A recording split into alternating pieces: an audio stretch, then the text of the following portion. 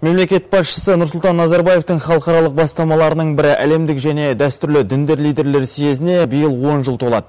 Осы айтулы датаны атап өту мақсатымен аталмыш съезд хатшылығының басшысы Қазақстан Республикасы парламент сенатының төрағасы Қайрат Мәми бастаған делегация жұмыс сапарымен Ватиканда жүр. Іс-сапардың алғашқы күні Рим папасы Бенедикт 16-мен кездескен жұмыс тобы одан кейін де бірнеше екіжақты жүздесулер өткізді. Ватиканнан тілшіміз Бекзат Жүсіп хабарлайды. Католик дінінің қасиетті орталық саналатын Ватикан мемлекеті бұл. Ал мынау сол католик дінін ұстанушылардың мінәжат ететін Сан-Петро шіркеуі. Рим папасы да келушілерді осы жерде қабылдайды. Қазақстандық делегацияның кездесулері де осында өтіп жатыр. Алдымен Рим папасының қабылдауында болған қазақстандық делегация Рим папасы кеңесінің төрағасы, діни көшбасшылар кеңесінің мүшесі Жан-Луи Торанмен кездесті. Онда екі тарап дінаралық диалогты одан әрі дамыту мәселелерін талқылады. Сондай-ақ сенат төрағасы Қайрат Мәми итальяндық журналистерге сұхбат берді. Рим папасы Иоанн Павел II-нің Қазақстанға сапарын немесе Қазақстан президенті Нұрсұлтан Назарбаевтың Ватиканға сапарын алып қарасақ та, екі ел арасындағы байланыстың оң әрі шынайы екенін аңғаруға болады. Бір сөзбен айтқанда, ортада әлдеқашан жан-жақты диалог орнаған. Және Қазақстанға барған кезімде қатты таңғалғаным, сіздерде адамдар діндеріне қарай бөлінбейді екен. Қазақстан халқы адами қарым-қатынасты жоғары бағалайды. Бұдан кейін әлемдік және дәстүрлі діндер лидерлері съезінің 10 жылдығын арналған дөңгелек үстел өтті. Жиынға дін істер агенттігінің төрағасы Қайрат Ламашариф және Ватикан киелі тақ кардиналдары қатысты. Басқосуда съезд келешегі, дінаралық байланыс мәселелері сөз болды. Съезд демекші, форумның 10 жылдық тарихынан сыр шертетін фотокөрме өтті.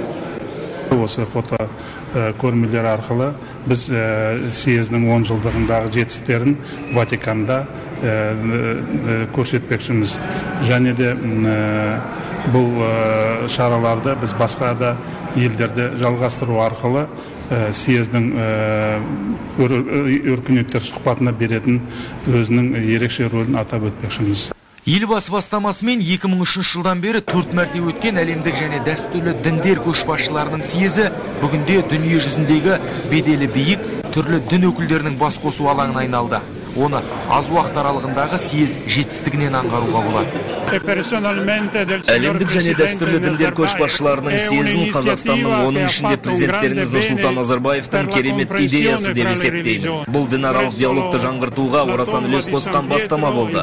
Осынау 10 жылдың ішінде осы бағытта көптеген жұмыстар атқарылды. Бұл жолғы сапарларыңызды да Ватикан мен Қазақстан арасындағы достықты күшейтуге жасалған тағы бір қадам деп санаймын. Айтса айтқандай, Қазақстан мен Ватикан арасындағы байланыстың орнағанына биыл 21 жыл толады. 1992 жылдан бастап алатын қос мемлекет арасындағы қарым-қатынас бүгінге дейін үзілген емес.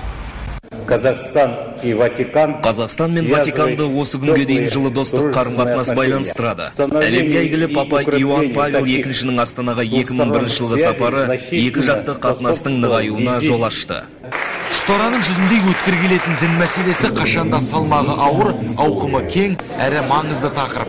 Алайда жер жаһанға діни татулық пен ашық диалогты үлгеткен Қазақстан бастамасы 10 жыл ішінде өзінің өміршеңдігі мен маңыздылығын дәлелдеп үлгерді. 40-тан астам елден келген түрлі дін өкілдерін бір үстел басына жинап, ашық сұхбат алаңын құра білді.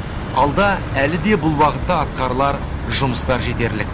Бекзат Жүсіп, Ринат Садыров, Хабар, Ватиканнан.